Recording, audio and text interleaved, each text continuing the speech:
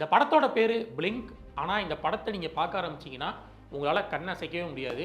அப்படியான ஒரு screen play.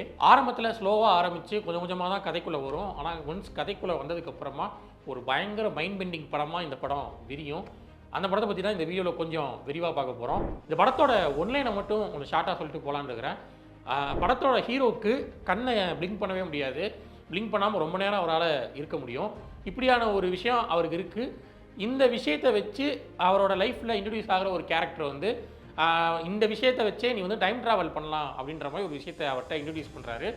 அதுக்கப்புறமா அவர் எங்கே டைம் ட்ராவல் பண்ணார், இந்த டைம் ட்ராவலில் அவர் எதெல்லாம் எக்ஸ்ப்ளோர் பண்ணுறாரு, முதல்ல இந்த கேரக்டர் யார், இவர் ஹீரோ கேரக்டர் எதுக்காக இதுக்குள்ளே வந்து மாட்டணும், இந்த லூப்புக்குள்ளே போய் சுற்றணும் அப்படிங்கிற எல்லாத்துக்கும் அவருக்கு விட கிடச்சதா இல்லையா அப்படிங்கிறது தான் இந்த படத்தோட கதை.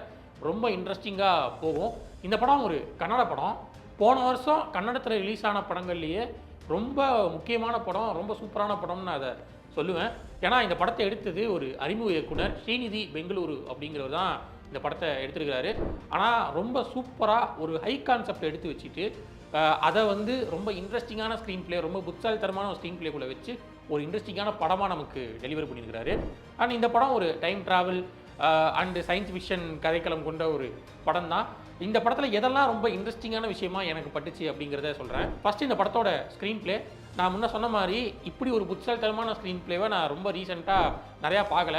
அண்டு ஒரு படத்தில் ஒரு ட்விஸ்ட்டு ஒன்று வச்சுட்டு அந்த ட்விஸ்ட்டை மக்கள் கண்டுபிடிக்காத வண்ணம் வைக்கிறது மட்டுமே ஒரு புத்தாலித்தனம் ஆயிடாது.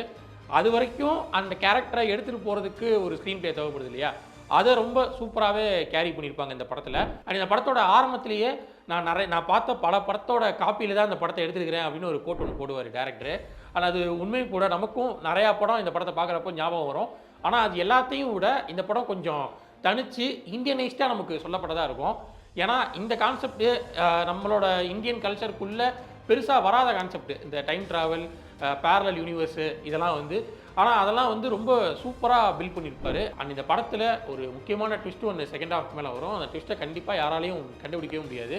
இது மாதிரியான ஹை கான்செப்ட் படத்தை பார்க்குறதுக்கு ரொம்ப ஆர்வமாகிறவங்க இந்த படத்தை மிஸ் பண்ணாமல் பாருங்கள்.